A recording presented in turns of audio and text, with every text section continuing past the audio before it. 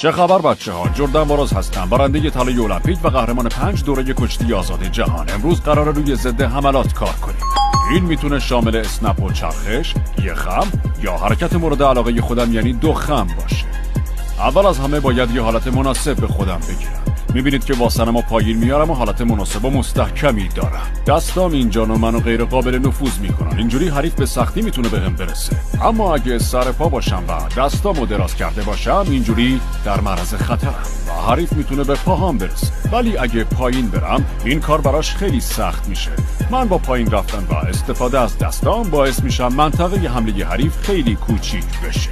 من موقع کشتی دوست دارم این کارو بکنم. حریف حمله میکنه، من پایین ترم، میچرخم، میبینید که نزدیک باقی میمونم. به موقعیتتون نگاه کنید، اون سر پاست ولی من همچنان پایینم. حالا میرم برای 2 خم، هول میدم و اینجوری 2 خمو اجرا میکنم.